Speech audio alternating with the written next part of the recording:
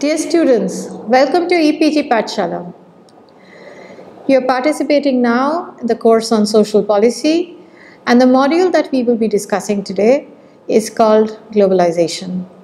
My name is Sohini Sengupta. I'm an assistant professor in the School of Social Work at the Tata Institute of Social Sciences in Mumbai. Let us look at the objective of this module. The objective of this module is to familiarize you, the learner, with the phenomena of globalization. Globalization, what it means socially, politically, as well as culturally. We are also going to look at the effect of globalization on the welfare state. You will be familiar by now with the concept of welfare state as it has been discussed in a previous module. We will also look at the opportunities and challenges that globalization presents for social policy. Most of us think of ourselves nowadays as global citizens. Although we are located in specific national territories, we are free to imagine ourselves elsewhere. We know about lives and societies and cultures, languages, customs, all kinds of things, political institutions, ideas. Nothing that happens somewhere else in the world failed to touch us in today's world. More so than any other time in previous epochs or historical times. Essentially because we are bound together by the information economy. We are also bound together by modern means of transportation. We can travel to different parts of the world at a very, very fast pace. It would have taken months to travel from one country to the other once upon a time, in ships, by foot, on caravans. And today we can manage the journey in a couple of hours. All of this brings us really closer to other cultures and other societies. Does it make us, therefore, global citizens? Does it make us, therefore, tolerant of other people and places elsewhere? What does it do to our relationships with each other in our own societies and own states? How are the thoughts that evolve elsewhere in the world, when it reaches our shores, how do they change? How do they affect, how do they influence our most cherished beliefs and most historical policies? So are we becoming more open to change? Are we becoming more able to deal with the transformed world? Or do we become far more resistant to change when we want to preserve our heritage, our culture, our resources, our rights? Do we actually become far more inward looking when we feel threatened by the processes happening elsewhere in the world? We will try to understand some of these phenomena that is sweeping our worlds at present times and how it influences the way we look at social policy. In globalization, in common usage has come to mean various things such as the free market policies or economic liberalization. So much so that when most people, some people, especially social policy makers, social policy teachers, social policy students, the moment they talk about globalization, they will basically mean economic liberalization. Globalization also means in common usage westernization, Western forms of political, social and cultural lives. Are we therefore all becoming like Western societies? Something that is neither desirable nor foreseeable in the near future. But by globalization, we do mean increasing exchange of influences across borders. New information technology or internet revolution is something everyone is familiar of. And when we talk today of certain modern forms of deprivation, we talk also about parts of our population who are not necessarily participating in this information revolution because they do not have access to digital technologies. So globalization means all of these things, but not reducible to any of these things in itself. If you want to look at globalization from a more macro or theoretical perspective, what it essentially means is changes in the spatial and temporal contours of social existence. Our social existence, essentially what it means, the shape, the dimension, and the content of our social existence are being transformed beyond imagination. Its boundaries, its borders, its outlines are changing, both spatially, because of the different types of space that we can occupy today, that has become possible for us, and also temporally, in the sense of how do we understand time, how do we use time, yeah, how we are able to reside in different time spaces at the same time with the use of information technology. This entire phenomena has been summarized by some theorists to describe it as a space-time compression. A compression of space and time is both getting compressed, not in a very physical sense, but also, no, actually in a physical as well as in a metaphorical sense. What it does, therefore, it undermines local and national boundaries. How does it undermine local and national boundaries? If you are able to dwell in so many different spaces and time situations at any particular instance, how does your local identities, local affiliation, national feelings, national solidarity, ideas of citizenship, how does it stay strong? How does that work? Because we seem to be able to locate ourselves in so many spaces at the same time. Two kinds of things can come from this. One is, of course, and here I'm not making a value judgment, and I'm not saying that it's a bad thing or a good thing, but these are the two things that we should remember. One is deterritorialization, which means whatever you think, whoever you are, your identity, your belonging, your everyday life is not necessarily connected to territorial spaces anymore. The other thing is, of course, social interconnectedness. Today, we can feel highly connected to people located elsewhere in the world, and at the same time, we may lose the connections and ties that connected us to our communities and our societies the way it did in the past. So it's a process that is creating new connections. It might be weakening older forms of connections. What is the implication of these kinds of processes for social policy? Because if you remember the previous lectures, social policy is hinged upon the role of the state. Social policy is hinged upon the idea of a sovereign nation. Social policy requires citizenship. Social policy is very strong on legal status of citizenship. It's very clear about boundaries, about rights, about who's eligible, who's not eligible.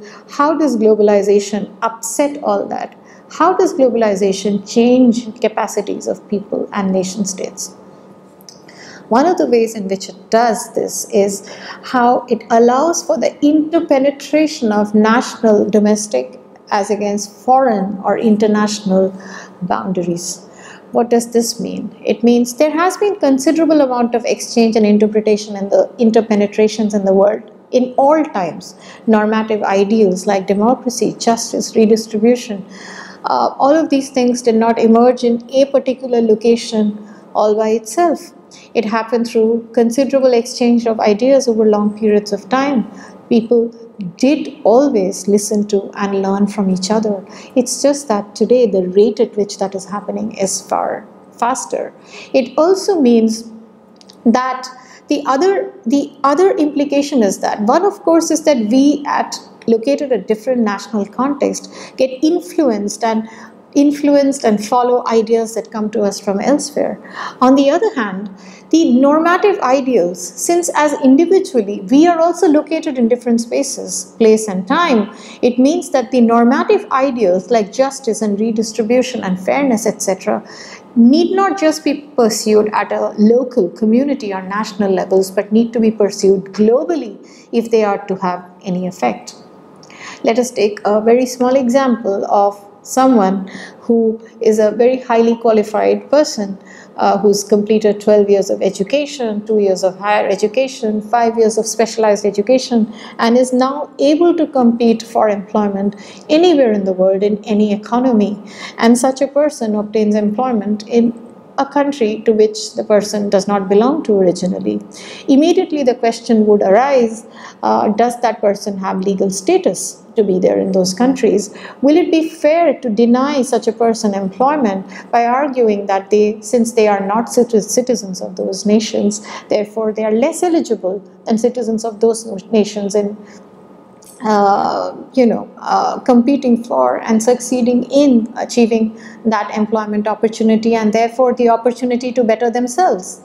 Now, if you look at the visa regulations and rules that many countries have, and the recent controversy of H-1B visa vis-a-vis Indian professionals trying to obtain employment in the United States, you would realize that normative ideals need to go beyond national levels if we are to address issues of transnational or transboundary forms of location of cells that globalization is making possible. We both require resources that are available elsewhere. We also need to be present elsewhere ourselves. A similar kind of example, from a very different end, from a disadvantageous end, can be about people who don't belong to any nation. People who are disadvantaged, who are ostracized, who are being told by several nations that they don't actually belong anywhere. And where would such a community then go? Does it matter that they don't belong to any particular national boundary? But to be able to provide fairness and justice to them, you then therefore need to have normative ideals that go beyond national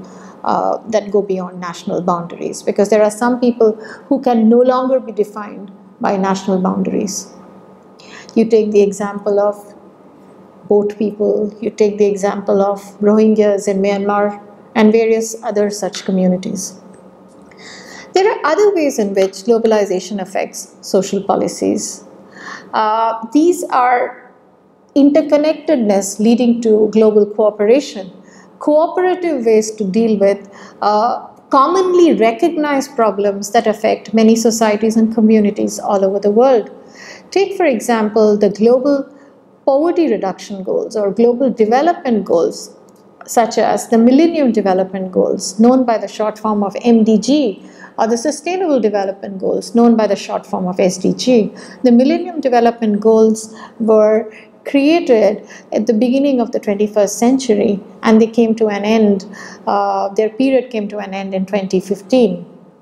Essentially, MDG goals aimed to integrate national priorities about development and social deficit with broader global development strategies. Sustainable Development Goals, which were initiated in 2016 and are supposed to continue till 2030, begins where MDGs ended, to try and weave in domestic national concerns with international concerns to create more interconnected global priorities and global strategies and global normative ideals to deal with people as they now exist, not fixed in national boundaries, but free-floating both in terms of ideas as well as in terms of their physical presence. If you want to look quickly at the different MDG goals, the Millennium Development Goals were 8 in number. The first one was eradicating poverty. The second one was universal education. The third one was about health. The fourth one was about reducing child mortality.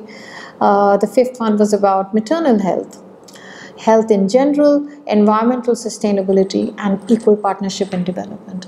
These 8 goals do not necessarily the 8 MDG goals do not necessarily address the contextual specificity of the social problems and issues that citizens in different countries are facing. But what they tried to encapsulate was, could there be a common minimal agenda that different countries evolve together and they can sit in one place and define, and then address these issues which affect the common future of humanity and try to deal with them in such a fashion. The SDG goals are about 17, and there are an elaboration of the MDG goals, and they are also fairly pitched in the same direction. And among the SDG goals, some of the key SDG goals that are relevant to countries like India and are as elsewhere, are again issues of hunger, poverty, health, education, environmental protection, and sustainable development. These are issues that are common to people here as well as elsewhere in the world. Now, MDGs and SDGs, these are just illustrations of different ways in which policies are now being made.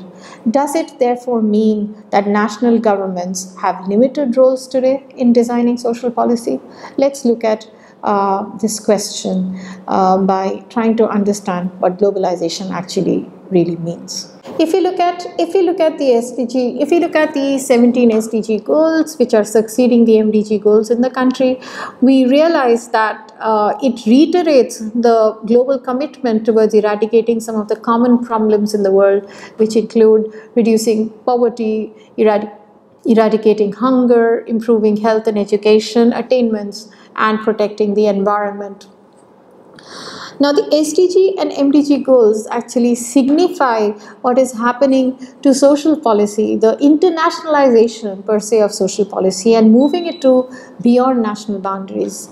What it suggests, therefore, is that even if policy agendas were created beyond national boundaries, domestic policies can create specific interventions within these broad parameters to ensure that specificity of need is maintained while common problems that address humanity is addressed. Let us take a look at some of the ways in which the MDG has been trying to address this whole issue of common problems that face humanity. If you look at MDG Goal 4, which was reducing child mortality, and the target was to reduce the under 5 mortality rate in different parts of the world. And here the data shows that at the end of the MDG period, what one can see is a considerable reduction in child mortality levels in all parts of the world. If you look at the developing parts of the world, where child mortality levels were very high to begin with in the 1990s, there has been a reduction almost by 50% or more. If you look at worldwide, the entire reduction has also been by 50%. If you look at the developing countries, the reduction has been even more, by almost 60%. Now, what does it essentially mean?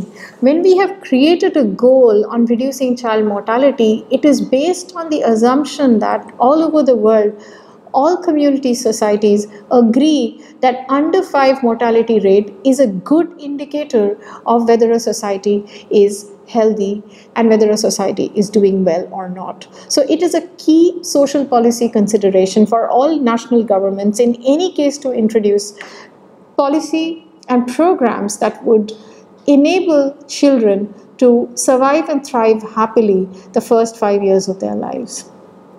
The creation of MDG goal essentially has meant that the MDG 4 goal has essentially meant that child mortality rates are being monitored all over the world in order to understand how specific countries are performing as, in terms of fulfilling this very important global social policy objective.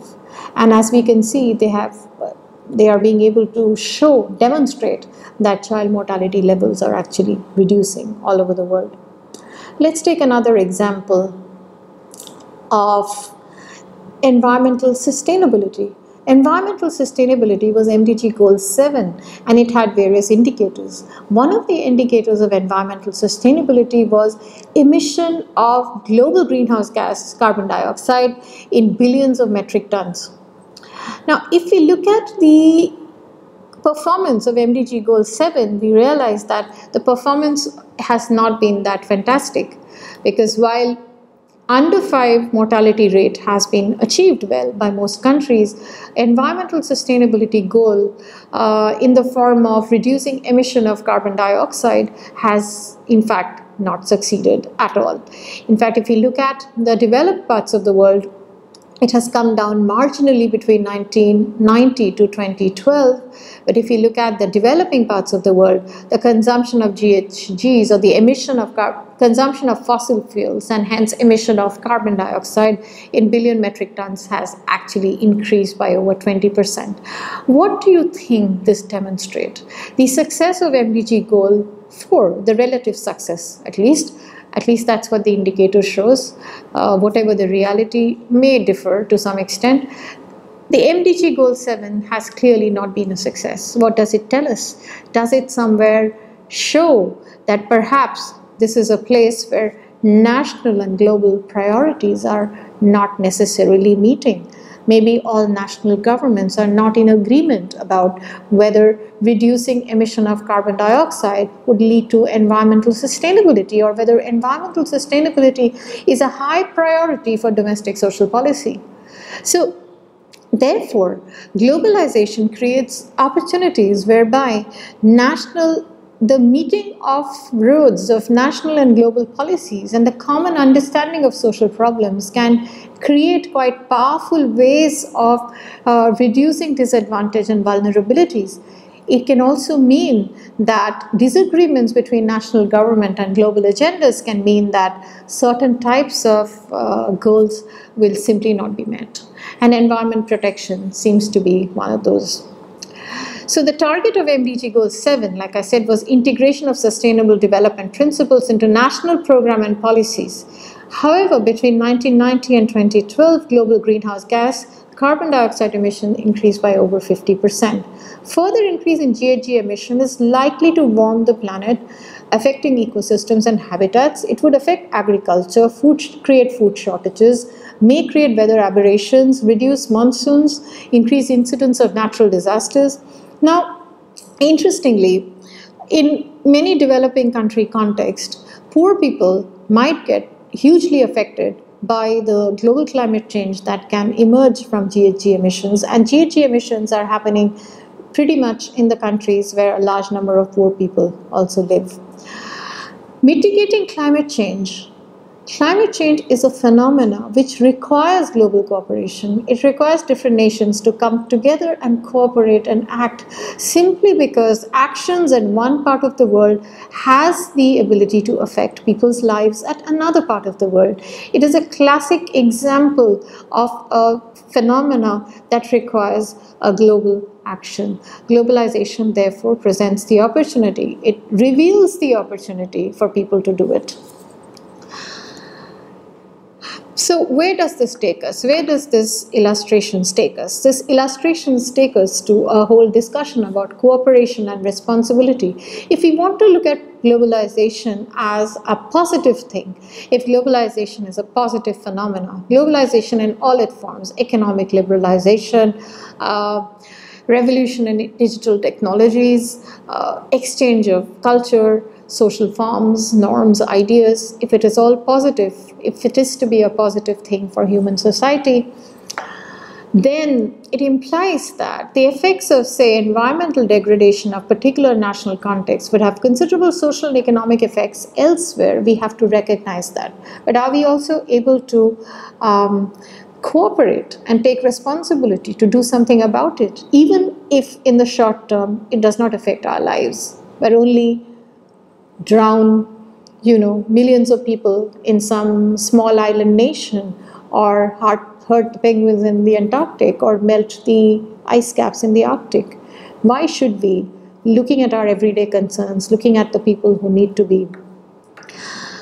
their basic needs and whose basic needs have to be satisfied, to whom we have to provide education and health, and we have to create jobs, why should we be worried about the melting of the polar ice cap?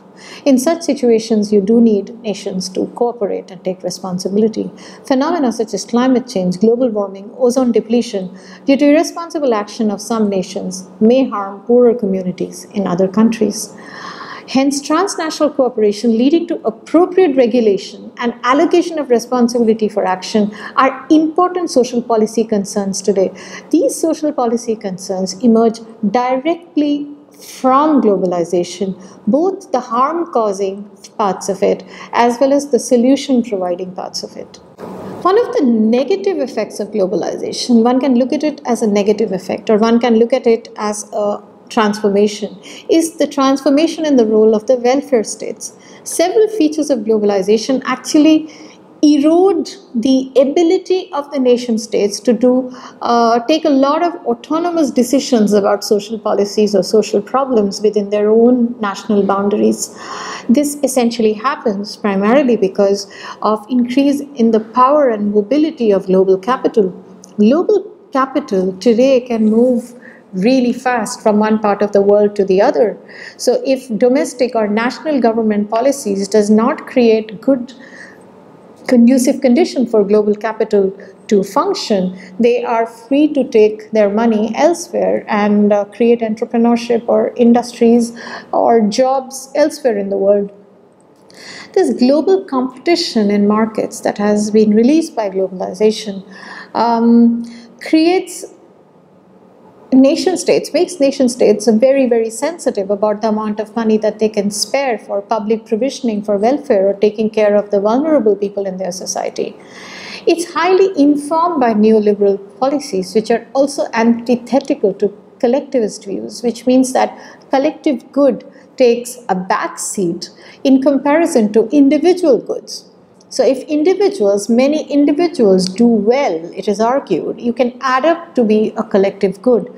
But that is not necessarily need not often be the case, although it can be the case.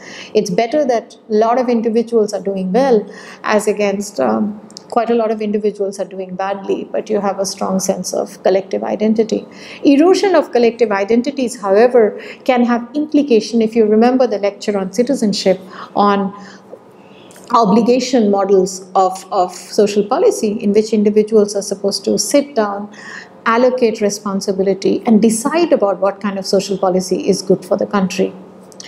Greater role of supranational entities in designing your social policies. Good thing about that is one can look at social policies in a macro context and narrow down on big issues that affect almost everybody in the world. The negative effect of that could be that local needs and vulnerabilities and specificities get ignored, and which means that one might not create policies, although there may be a lot of groups and people in great need in national contexts. Globalization introduces newer risks in the society. If you remember our discussion of the emergence of the welfare state historically with the coming of capitalism and modernization and industrialization, risks created need for the emergence of welfare state. Globalization contributes to a disruption in the labor market owing to competition, lower wages, contractual nature of employment. Other disruptions range from loss of livelihoods to labor rights erosion to damaged cultural values and loss of political participation. Therefore, social policy assumes renewed significance to maintain the social stability, to expand welfare programs in order to provide safety net to those who are marginalized from the global market economy. If people lose jobs, if their livelihoods are disrupted, then their ability to take care of the contingencies that they experience in life are getting lesser and lesser. And if societies lose collectivist values, their ability or their willingness to help fellow citizens in need also goes down. Nation states, reducing the power of nation states, reduces their ability to allocate sufficient sums of money in their budget for social expenditure. All of this adds up to newer risks for vulnerable members of the society. Where does it take social policy? Are we therefore talking about an internationalization of social policy? Is it a good thing? Is it even desirable? To a great extent, social policy is already being internationalized, as we have seen from the setting of global targets to reduce vulnerabilities of global population. But is there a need for a common welfare program to cover common issues of globalization? Common social policies undertaken by supranational agencies can foster a sense of solidarity to support a common economic policy or a common welfare regime. Nation states may view social expenditure as a fiscal burden reducing their competitive advantage in the global economy. In such situations, international contribution to finance social policy could be a real need in the years to come. Therefore, maintaining cooperation over social policy, just as taking responsibility for ameliorating harm that happens to people all over the world, is a need for social policy in present times. To conclude, in this module, what have we learned? We have learned about the complex phenomena of globalization and its broad implication for social policy making at the national and global levels. You have also been introduced to key challenges and opportunity that globalization creates for policy making and the fluctuating role of the state in the kind of role that the state can play in designing these policies and being able to implement them effectively. You have also understood the newer risks that globalization brings to people and communities all over the world, because we live in a world that is connected in many new ways. And with that, we come to an end of the module in globalization. There are several references here for you to learn about globalization. You are especially advised to look at the Global Monitoring Report on the Millennium Development Goals and look at the various logic and arguments which are given for why some of the goals succeeded while others did not succeed. And that is an important lesson for internationalization of social policy in the context of globalization. Thank you.